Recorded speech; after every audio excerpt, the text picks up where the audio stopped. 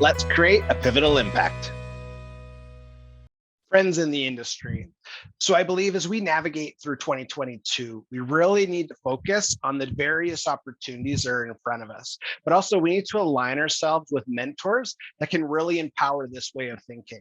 So I'm super excited today as I get to speak with Jaison Thomas, who's a commercial and residential realtor with CIR Realty, as we discuss the opportunities in the Calgary and surrounding areas markets and the various opportunities transportation and logistics companies have to grow their businesses in 2022. So a key piece of advice Jaison shares in our interview is that we really need to understand all of what is required when you're making a purchasing decision, and working with a knowledgeable realtor agent will really help you with your success.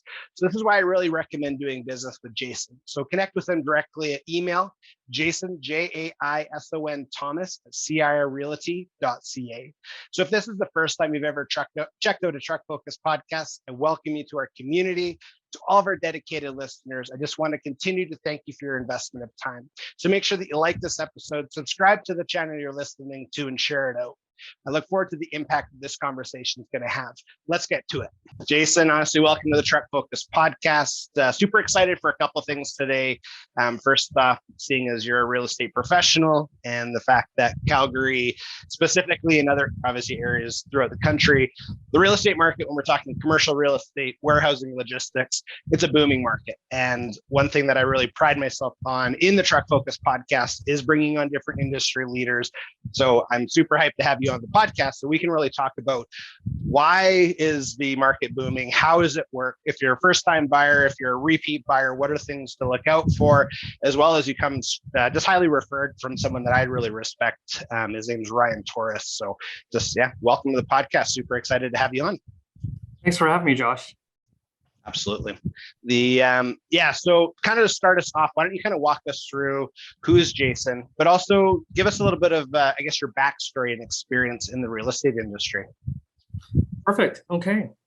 Well, I've been licensed as a commercial or as a realtor since 2007. And I was working in a different industry. I was working in corporate finance downtown, and knew a little bit about real estate, but not a whole lot, to be quite honest, at that time. And so I got my license, started working part-time, still kept my full-time job, wasn't sure about the industry. It's a big step to go into something full-time on a commission basis. So I kind of, talked to a few people in the industry, and then decided to take a leap into it. I've been with CIR Realty since 2009. CIR Realty is the largest independent franchise, and they have multiple locations in Calgary and surrounding areas. And they just opened an office in Edmonton as well. And so I've been practicing. I started practicing residential real estate, which includes, all the different forms of residential real estate, duplexes and townhomes and condos and so forth. And then was always fascinated by the commercial segment.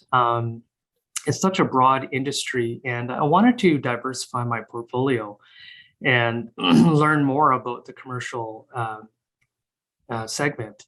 So I kind of researched a little bit and found out what sort of courses I needed to get licensed.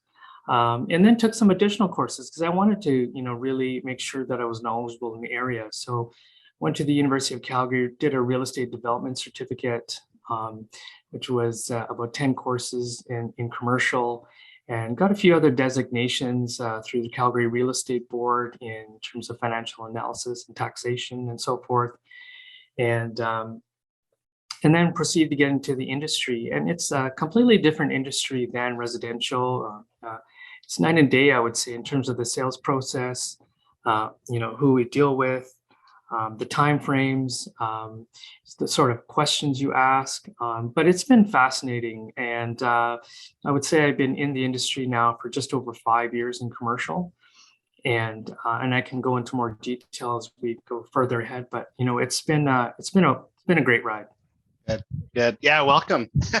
I think it's awesome when you talked about progression in education, because I think if you kind of approached it as, well, I know it all, And 10 years in, 12, well, I guess you're almost year 13, that kind of get boring after a while. And I think when, you have just a continuous opportunity to learn about obviously the industry, but also the people that you're serving, I think that's a really unique opportunity that sometimes could be missed, because like Ryan helped us sell one of our properties. So shout out to him, shout out to CIR. We're big fans. And it was nice to feel like a human, not a transaction. And I can tell, like, even when we were talking off camera, or I guess before I hit record, and I mentioned it, you're a relationship guy.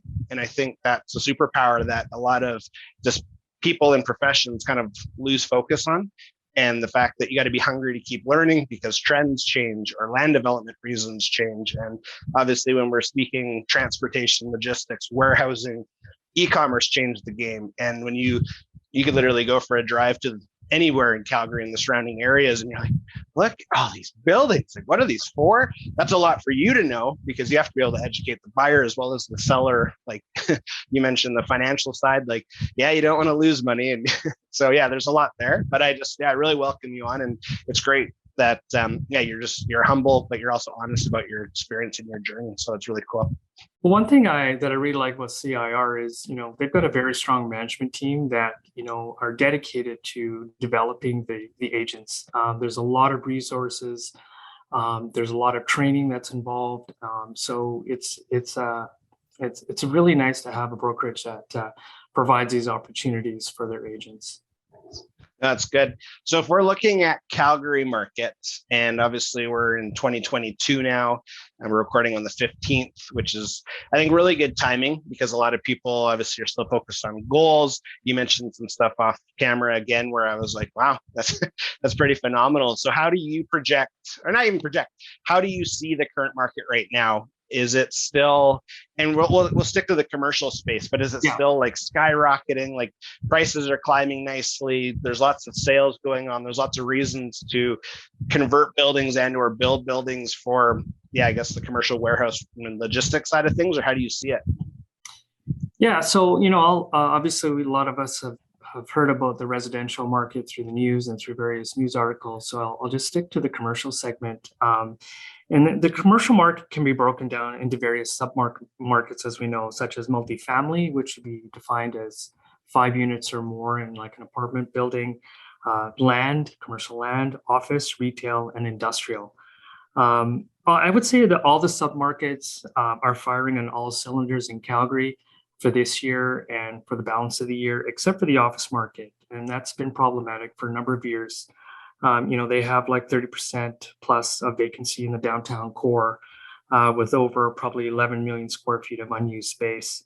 There is some of that's getting, used up as the economy diversifies into technology and other sectors, mainly technology and e-commerce. There's been a lot of growth happening in that area, but we still see the office market being soft for a number of years in the future. Plus the pandemic hasn't been any help. As many employees are, who are driving downtown and providing funds to the economy and eating out and so forth. Now that's stopped, so they're all working from home, and that's had a big impact as well. And the city is definitely has some discussions to do to work with developers, and we're seeing that now, so that there's been some of that office being converted over into multifamily. And so there's going to be a lot more focus on just converting that downtown core to make Calgary, and it affects the tax base, and that's the big issue. So, and I'll get into that in a bit later as well. But, other sectors sort of have to pick up the pace because of what's happening in the office sector.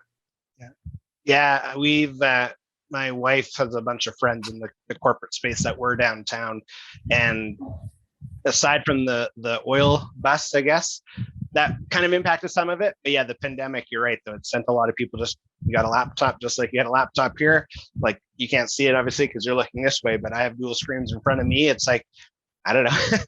But you're right, though, the trickle effect is nuts, because before it's like, well, I went out for lunch Monday, Wednesday, Thursday, Friday, and I brought my salad on Tuesday because I felt guilty. But ultimately, all of the other, I guess, categories where people would normally spend their lunch hours or after hours, well, that's kind of unfortunately dried up too.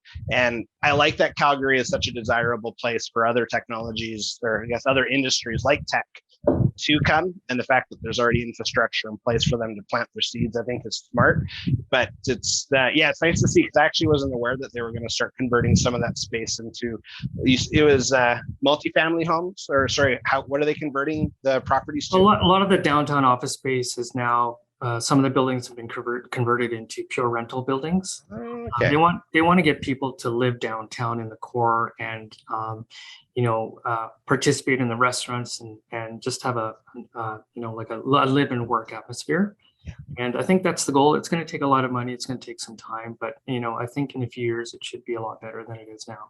Good. Yeah, I wasn't aware of that, but that's cool, because I remember I think it's Inglewood is the official name of the communities. And this was when I was still driving as an operator, delivering equipment to buildings that were like the old brick buildings, getting basically redesigned and renovated to be for small business offices. And I'm like, well, that's a good idea. Like, they look slick now. And yes, okay, that's cool. That's smart. Good job, Calgary. That's good to see.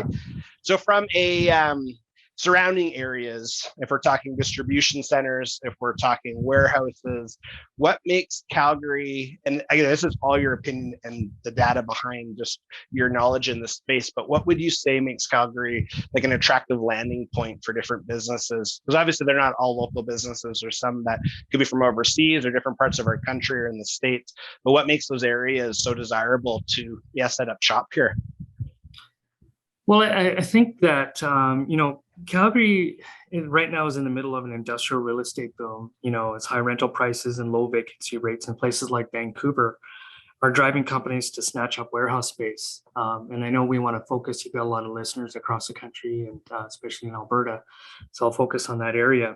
Calgary is cheaper and has more options for space and other distribution hubs like Vancouver. Making the city a draw as the BC city nears a 0% vacancy rate for industrial space. Purchasing a warehouse here costs an average of $3.5 million less than in Vancouver, according to a 2018 analysis for the city of Calgary. It's also found shipping costs by truck within Western Canada are almost 50% cheaper from Calgary than from Vancouver. So the average lease rate per square foot of space, and I'll throw in some terms here and might get a little technical, but the average square foot of space here is $15.50. But Calgary's prices are nearly half that, around $8.20 per square foot for large warehouse space. So, and because Calgary sits on major highway and railway axes that go north, south, and east, west, an estimated 50 million consumers are within 24 hours of ground transportation.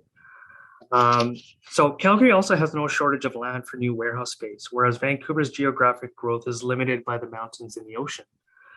So the Alberta advantage also includes no inventory tax, no machinery and equipment tax, no payroll tax. And if I can just do a little definition here. So logistic hubs, so they're generally defined as linking points, infrastructure facilities, and nodal points in logistic networks. They serve primarily as transshipment points for flows of goods. So having a good distribution and logistic hubs reduces operating expenses, and this affects the bottom line directly. So the Calgary advantages are, if I take a couple examples here, for example, in the industrial parks, Point Trotter and in Dufferin North, there's a lot of activity there. The airport's 30 minutes drive. CP Rail is 5 minutes drive. CN Rail, 15-minute drive. The nodes are there. Within 1 day's drive, trucks can reach markets of 16 million people in Western Canada and the Pacific Northwest. Alberta's transport system brings over $122 billion of province-wide products to international markets each year. This is significant. And the YYC International Airport transports 75% of Alberta's air cargo shipments. Calgary also ranks number one lowest overall in terms of taxes and utility costs. So I think the rest of the country is taking notice, and looking at investment opportunities within Alberta and in Calgary specifically because of our strategic advantage in terms of distribution and logistics. Yeah, there's a lot of wins there. And so if you're working with a client that first time 10th time buyer, regardless, I guess. I know you're going to share different numbers if it's a first time because they just don't have the experience and maybe that basic knowledge understanding. But are those the type of factors that you'd walk a potential client through as well if they're making a purchasing decision between Calgary and Edmonton? Obviously, I didn't realize, like, I'm very familiar with the Vancouver market, but the fact you said it's almost a 0% free or vacancy rate, that's a little nerve wracking. So to think of, like, there's backups everywhere in the supply chain right now. So the fact that Calgary has so many benefits, are those the type of things that you really focus on with clients if they're asking, okay, why this location or why this location? Do you feel that's the directive you go to, or is it flipped? Are you saying this is why this location and this is why that location with those benefits? Yeah, I mean, I try to understand as much as I can about their business. How many branch offices do they have? Are they headquartered out east? Are they, what's sort of their growth? Where do they forecast growth happening? And then kind of make some intelligent responses based on that. I mean, it's true. If you're Vancouver and you're opening up a warehouse, just the cost perspective, it makes you want to move, further out east to Calgary, and it makes a lot more sense from a numbers perspective. And in this kind of, supply chain situation we're in, where anything can have a balance, can affect everything else. It's really important to make those decisions and have all the information handy to make those decisions. Smart. That's smart. Yeah. I was reading an article before we hopped on to, I think it was from 2019 or 20. It was just released from the Calgary Herald, but it was talking about the 14 reasons why Calgary, like why the commercial real estate market is doing so well. And a lot of those are what you touched on. And I think as we just, from a trucking standpoint, I know there's so many things taking place right now, but there's so many reasons to expand. There's so many opportunities to expand. And it's nice to hear that our current home cities, that's the place to be. And the fact that, it's beautiful here. Like, I think it's going to be like +3 today. Just, all in all, it's a great day to go trekking. So that's nice to see. Do you see a difference when working with clients and between the surrounding areas of Calgary and Calgary specific? Like, does it even get better if you went to, say, Rocky View, or if you bought in Red Deer compared to Calgary, or are they all pretty similar? I mean, that's a good question. I've had clients, go into those areas because of, for example, if you're in Airdrie, there's no business tax. There's other reasons to go out to the outlying areas. Cost of land is probably a major factor, but it depends what they're looking for. If they need to be near a rail spur, or what sort of facilities they need close to the highways. All these questions need to be asked, and then they can decide whether they need to be in Calgary or go to the smaller communities outside. Smart. Yeah, that makes sense. We lived in Airdrie before we built in Calgary, and it's funny when, obviously, as a resident compared to the commercial purchase, it was the opposite. It was more expensive for us to build down the road in Airdrie than it was where we built in the south of Calgary. So to us, that was a nice win, and we love it down here. So that's cool. So from an agent's perspective, if that's the right term, real estate agent, real estate advisor, how important it is, in your opinion, to, like, if someone's looking to make their first purchase, they don't have a relationship with any real estate agent at the time, how important is it, first off, to select the right advisor or agent, but also, is there some questions that you would recommend just when people are doing their pre-screening on the agent that they could think of that maybe people ask you, like, hey, Jaison, have you ever done this? Or what's your take on this? Like, what kind of advice could you share, just if there's listeners right now being like, man, I really need to buy? First shout out, highly recommend Jaison, but what type of advice would you offer in those environments? Well, on the residential side, is, the home purchase is probably the biggest investment decision people make. So, it's a big decision. And likewise, on the commercial side, it's also a big decision.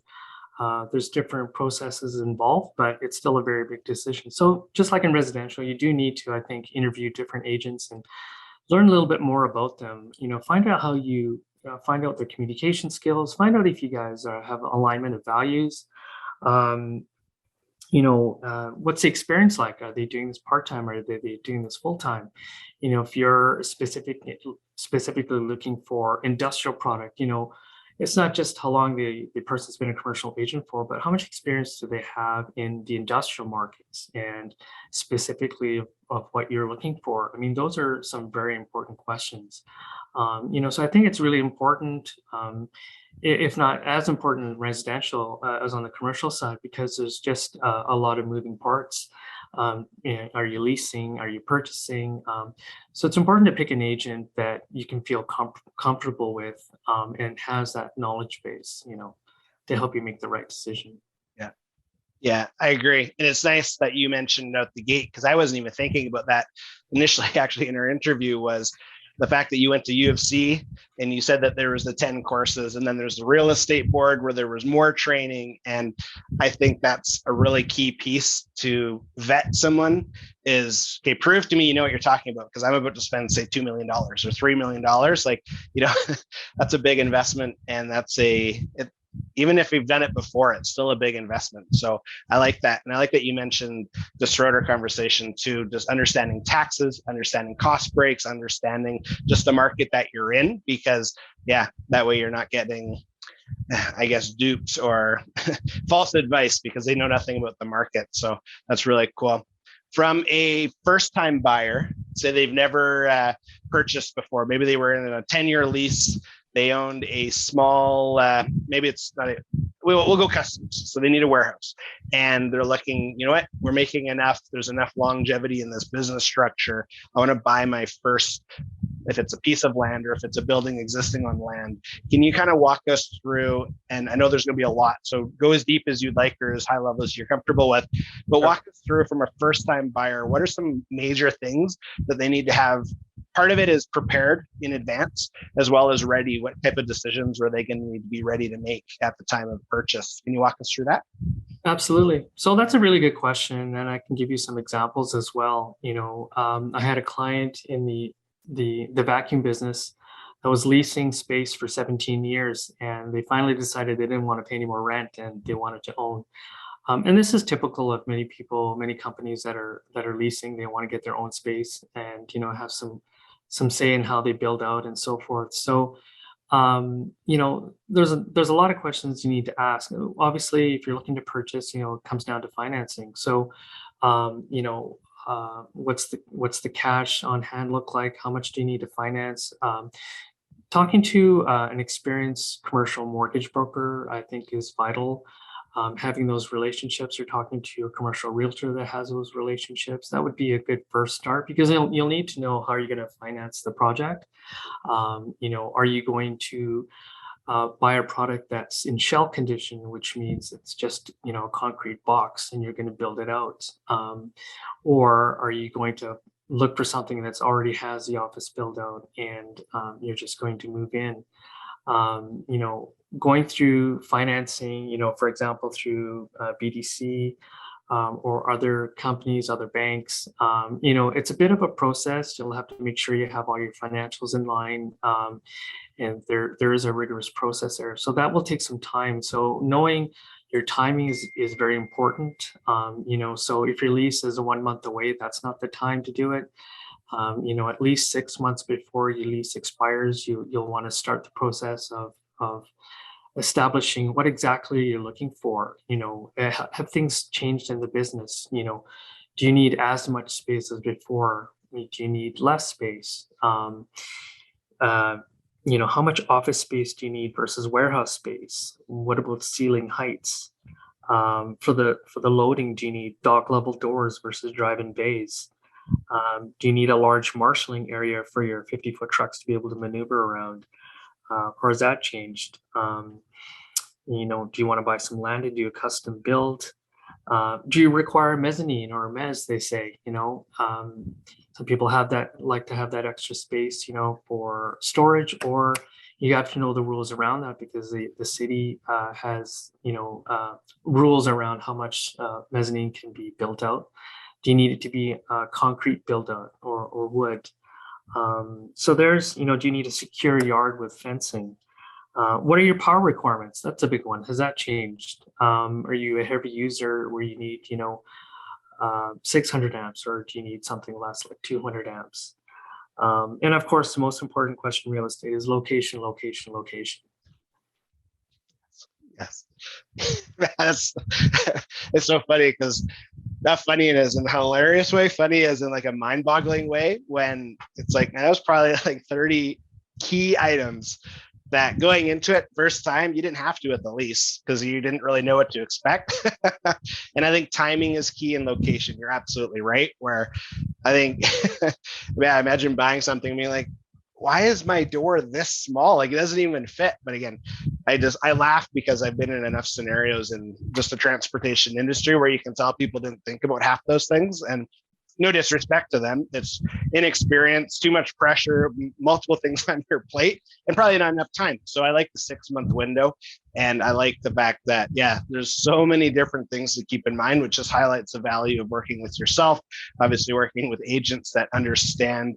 First off, let me learn your business, because that way I can help you. And you're going to want to pay attention to that. And have you thought about, hey, there's a no truck route sign. You can't even drive your trucks into your building right now. Like, what are you going to do? So yeah, there's a lot of value there for sure. And I think just, yeah, as a first time buyer, that's just more and more reasons to work with Jaison, because ultimately it's a big decision and you don't want to get it wrong. So how about then on the flip side, if it's not your first rodeo and maybe you're looking to expand, maybe you got a new contract with say Amazon and they're going to be your cross-docking facility, you still have your own storage going on and you have your own trucks leaving and your space currently is not big enough.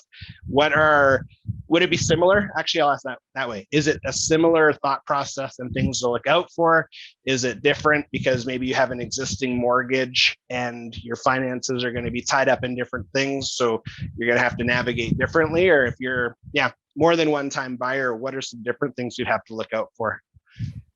So yeah, I mean, if you're an existing business owner, and I guess it depends on what the business is, and if you're currently leasing or if you own your own property and you're looking to expand, maybe because it's a client it's pulling you in that direction.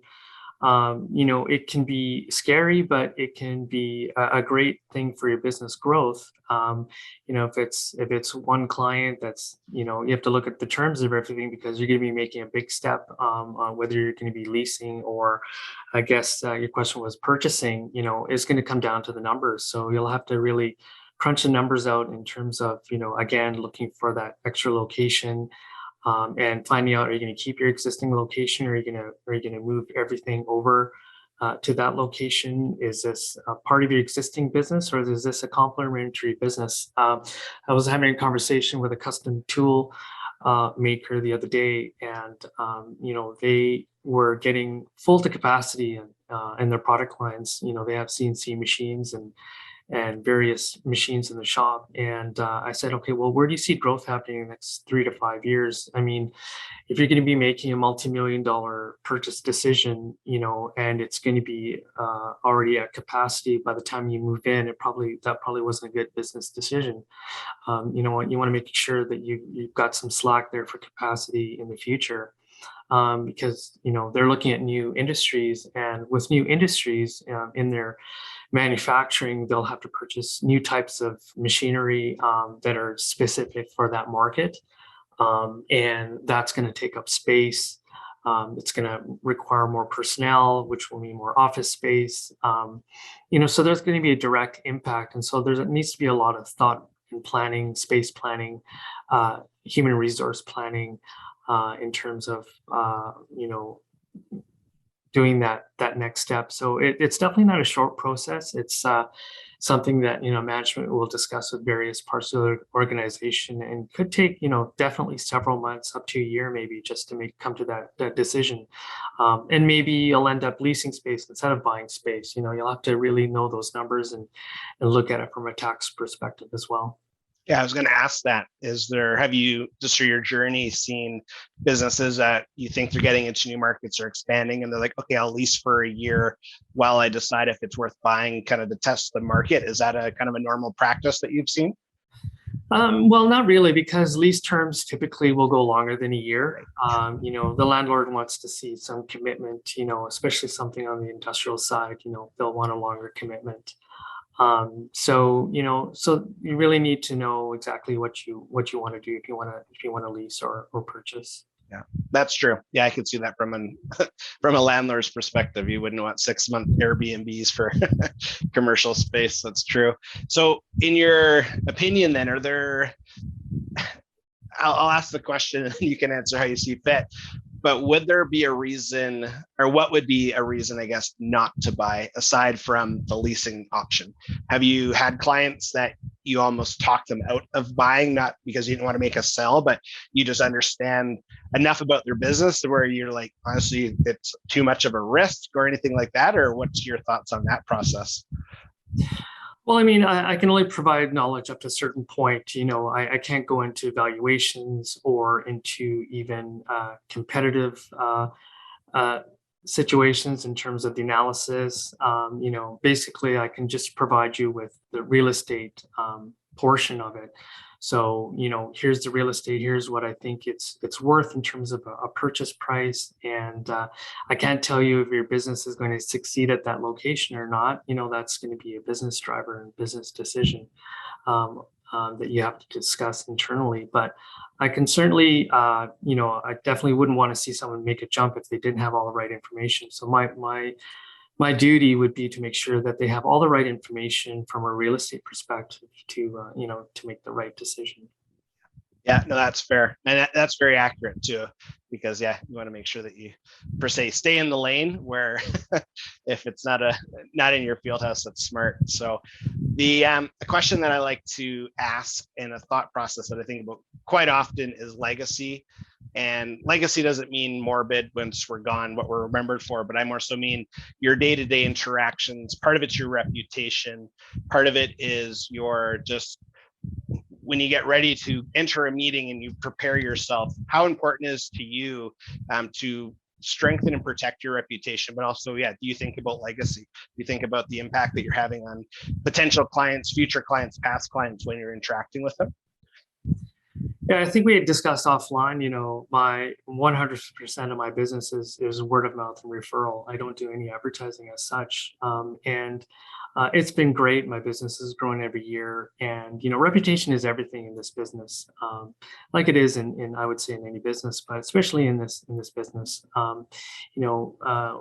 We don't want to have a reputation of, giving bad advice to any of our customers, clients. And that would be our legacy. Like I hope that the clients that I've dealt with in the past, whether it be residential, commercial, especially on the commercial side, would refer me more business in the future. And the chances are Calgary is still a small city, and we have our roots back in the West, and we used to do things on a handshake, and I still like a lot of that perspective. There needs to be a really high level of trust, I think, and integrity, and I take that very seriously in my business transactions. Nice. Yeah, and I think that's really key even for myself, where my sole focus is introducing industry leaders to industry and obviously talking commercial real estate and what you need to prepare for if you're buying your first building to get into logistics and warehousing. Very different conversation than I've had with someone where, say, we're talking compliance and rules and regulations to comply with. And I like the fact that I can say, no, I trust Jaison. And I obviously come from a strong referral where we have a mutual relationship with Ryan. So that really helps. And the fact that, yeah, you have years and years of history of good reputation, word of mouth referral, and that's like grown your business year after year. I think that really speaks volumes to why I can recommend people to do business with you in this market, because you get it, you understand it, you understand the ins and outs. And I like the fact that I can tell you're a numbers guy. You understand the data, you understand the analytics and the tax benefits, where I think often those conversations, they're almost avoided in a lot of the spaces that I see because maybe they just don't get it and they want to always look smart. So it's like perfect reason to work with Jaison then, because I can tell you understand it. So I just think all in all, that's really powerful. So were there any final thoughts, other thoughts that you wanted to add to our conversation today before we wrap up and come to a close? Well, I didn't really get into the details of how amazing our industrial market is in Calgary. A lot of people already know, but some of your listeners may not know that, we are definitely have a strategic advantage for logistics and distribution. There's major retail players such as Home Depot, Lowe's, Amazon. They've all committed large amounts of distribution space. and spending literally billions of dollars and providing hundreds and hundreds of jobs in Calgary over the next 10 to 20 years. I can give you countless examples of some of these companies that are coming in the areas, like I mentioned, Dufferin Point. Amazon is going to be building out 3.6 million square feet. That's a large space, and it's right beside Home Depot, and the CPR intermodal expansion and CPR intermodal. So there's a reason why companies like Amazon are coming to Calgary, and other US and international companies are coming here because they see the value of a skilled workforce in Calgary, low costs, like I mentioned, the other advantages in terms of taxes and so on are coming to Calgary. So I think the industrial segment of Calgary is going to do well over the next many years. Those people who want to participate, there's so many different ways you can participate, whether you're an owner user looking to maybe purchase land, and you want to build your own facility, or maybe you're looking for investment properties. There's so many different ways to participate in this industrial market. There's the familiar REITs, real estate investment trusts, and there's actually just going after buildings and land as well. But the industrial market is, out of all the markets I see, it's a market that has like 3.7% vacancy right now, which is like an all-time low. And many companies are really taking advantage of that. On the other end of it, if you're looking for space, you really have to understand that it's a hot market and you're not going to find something right away that meets exactly what you're looking for. So you need to work with a knowledgeable agent that's going to kind of guide you through all the things that are going on and make sure that you have all the information you need to make a good decision. Yes. Yeah. And I like the fact that you mentioned that, because it's interesting from a trucking perspective. Right now is a excellent time from a product movement standpoint. I know there's a shortage of supply when we're talking commercial vehicles, so that part's tough for the owner operator model. But right now is a key time to get in, because a lot of these distribution, if you want to call them mammoths, the Amazons, the Home Depots of the world, Mayfairs, the different variety that you have, a lot of it is, if you want to call it, pin to pin work. So it's not manual labor driving type work. And so a lot of the, I guess, last mile delivery portions, if you're going to go from an Amazon warehouse to a smaller distribution center that's getting redistributed to door delivery, there's huge opportunities in our industry there. But there's also the construction side. And I think that's another really attractive thing to the Calgary market, where if you're how big was the Amazon building? How many square feet? That was 3.6 million square feet.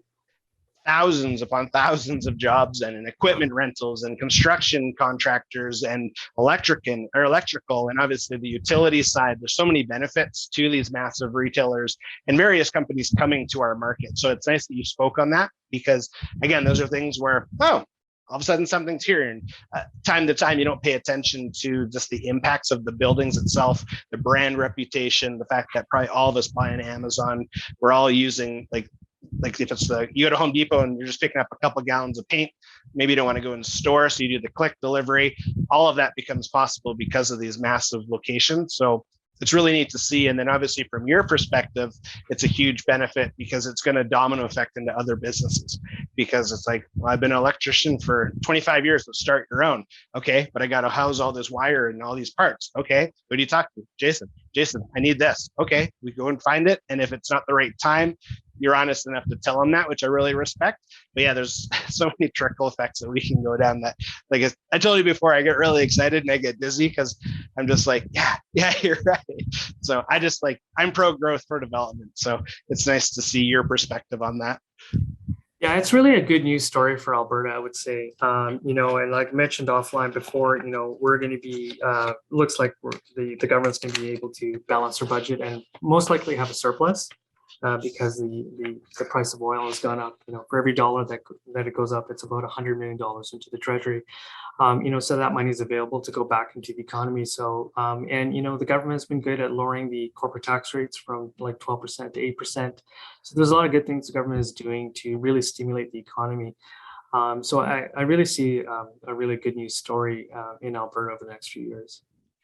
That's really encouraging. And I appreciate that because the first half, well, we're on a Saturday. So almost this entire week has been an emotional roller coaster with doom and gloom news. So it's really nice to hear a positive perspective that does impact so many people. And yeah, I just really appreciate the fact that I can trust your knowledge too, because it's not just we're going for a coffee and wouldn't it be nice if it's like, no. You got the actual facts, you know, the numbers. And it's just, I appreciate your expertise because again, these type of conversations need to happen more because it impacts us all. And it's not just a truck, like a professional driver's perspective on moving the product. It's okay, well, let's kind of look at Google Earth and how are all these decisions impacting. And it's nice that you have that expertise because you've walked people through it. You've helped sales happen and you kind of get the big picture, which is really neat. So I appreciate that. And yeah, we're pro oil here too. So it's nice to know that we're headed in the right direction. And again, I'm okay if we lower some taxes and we have some more revenue opportunities to create. So that's really cool. And there's a trickle down effect. It's not just the Amazons, that's on the e-commerce side, but it's in the nice thing is it's happening in all segments of industrial. So it could be storage, warehousing, different parts of the industrial markets, and it trickles down to growth and jobs for the mom and pops out there, which is where I typically deal with is I would say the small to maybe mid-sized companies. Yeah, and it's so true. And I think, we could keep going just with the amount of variety and opportunity where it's just, like you talked about the one machine company that was looking into different things to, storage is huge. Cross-docking is another huge market where if someone brings a trailer and only half of it needs to go to the Calgary market, well, where are they going to offload it? Because you can't obviously abandon the other half. So there's a lot of opportunities there. And if you're interested, I'd honestly be, if we waited till March, if we waited till June, kind of doing a recap of the first part of the year, are things staying consistent in the back half of the year? Because I don't see it getting worse. And it's nice. I say that because of your confidence, where I'm like, I think it's just going to continue to grow in the industrial side of our part of our city. So it's cool. But if you're comfortable with it, I'd gladly have you back. And we can talk about the recap as well as what the future looks like for the rest of 2022. That'd be great, Josh. I think it's important. I mean, economists examine the economy, quarter by quarter as well, right? So they need to know where that growth is happening or if there is no growth, and where the growth is occurring. So be happy to kind of in a few months in the future, kind of look back and see where things are and if things are still on a steady course upwards. Awesome. Okay, no, I'd appreciate that.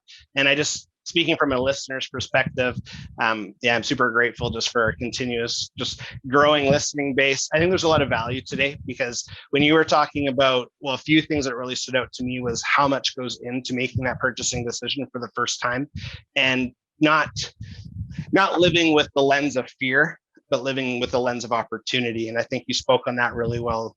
Just when we're talking about opportunity, trickle effects, tax savings, the reasons to buy, a lot of the conversation was really positive. So I think just a lot of value was offered today from a listening perspective because it gets your wheels turning like, I never really thought of it that way. Or you could laugh because my experiences where someone definitely did not think of the big picture enough, and maybe they didn't have the right guidance. So, but I do really appreciate you coming on. So just as we come to a close, how can people get in contact with you?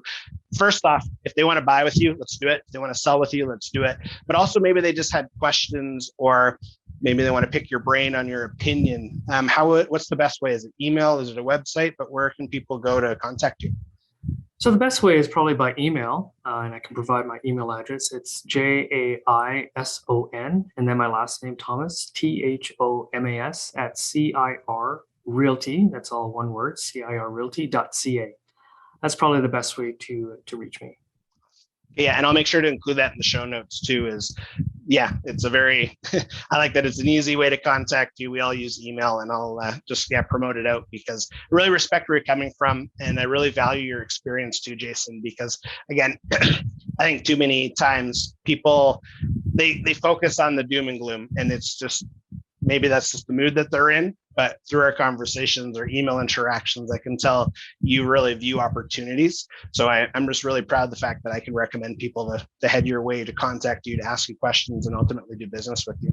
Well, what I can tell, and I'm just talking about Calgary, because that's my market, is the people of Calgary are very resilient and they're very entrepreneurial. I get calls on a weekly basis from people that want to start their own businesses, that want to pivot into a different business. They have so many ideas, and it's great to see that entrepreneurial attitude. I've seen it in so many companies on the tech side in Calgary, and it's happening in food and entertainment now. I'm dealing with a lot recently, and so it's great to see that sort of enthusiasm and positivity that's here in Calgary, and that I think goes back, and like I said, to the roots of a long time ago where we were, Calgarians, and prior to were pioneers, and you can see that same sort of behavior and attitude come through again, is just pioneering into new businesses, new industries. We're talking about hydrogen now, and lithium, and there's just so much that I guess Alberta offers, and I think it starts first with the people and having the right attitude. So that's great to see. Yes, completely agree. And it's nice that we're aligned, because I think often we don't give ourselves enough credit as people. And it made me think of the quote, the quote, and I can't remember who, maybe you'll remember, or maybe but we overestimate what we can do in a year, but we underestimate what we can do in 5 to 10 years. Because I think once you hit a little bit of a struggle, oh, that's it. But I think you're right. When we talk about the Albertan culture, when we think about the Wild West and the fact that, you just got to get dirty, you just got to get it done. It's like, no, that's a very ingrained culture. And I think those that love Alberta and stay in this area, we just had obviously a cold snap. Now we have a Chinook, which is wonderful. But you have that, I am a tough person mentality. You're creative, you're entrepreneurial, and it's just, we don't stick with no. And I think that's something we should be super proud of as people, as an industry. And obviously there's multiple industries we talked about, which is neat because it's all the same. We're all people. So I like that we can see eye to eye on that. I think that was really cool. It's a real get it done personality, isn't it? Absolutely. Yeah. So, but yeah, honestly, Jaison, I'm so grateful that you took the time to hop on. Obviously, again, it's a Saturday, which means a lot to me because we all have different commitments, and it's nice that you're willing to show up today. So much value added. And I've said it numerous times, I'll say it again. I highly recommend doing business with Jaison, getting to know him, asking questions, and CIR Realty, obviously Ryan Torres, shout out to my buddy as well. And I'll include your email in the show notes. That way people can contact you directly. But again, thank you so much for your time. This was a wonderful conversation. Thanks for having me again, Josh. I really had a lot of fun, and I hope your listeners learned a little bit more about the industry and about the Alberta advantage. Totally agree. So thanks again. Have a wonderful day. You too. Thanks. Bye. Jaison, honestly, just want to say thank you so much for taking the time to join me on the Truck Focus podcast as we talked about the various opportunities in the real estate market in and around Calgary, but also sharing some really specific insights on what first-time buyers need to really be aware of when they're making a purchasing decision. And as we discussed during our episode, I look forward to bringing you back onto another episode as we talk about just trends and how 2022 in our market's doing. So the trucking and logistics sector, you honestly have so much to be excited about as we navigate through 2022. And if you're looking to work closely with a real estate agent that really understands what you're going up against, how to make purchasing decisions and everything that it takes, I highly recommend that you work with Jaison. So you connect with him by email, which is Jaison, Jaison Thomas at CIRRealty.ca. So thank you so much again, Jaison. I just really appreciate your time. So if this is the first time you've ever checked out a Truck Focus podcast, I really welcome you to our community. And to all of our dedicated listeners, I just really appreciate your constant investment in time. It really means a lot. So I ask that you like this episode, you share it out with your network, but you also you subscribe to the channel that you're listening to. So that way, again, the greater the following, the greater the impact, and you're made aware of this upcoming episodes. So again, as we continue to navigate through 2022, I really encourage us to think about the opportunities that are in front of us. But also I encourage you to align yourselves with people like Jaison who really see, okay, this is what's going on. This is how we navigate it. This is how we're going to be successful. So that type of mentorship can really get ingrained into you as we navigate through this year. As always, let's create a pivotal impact. Bye.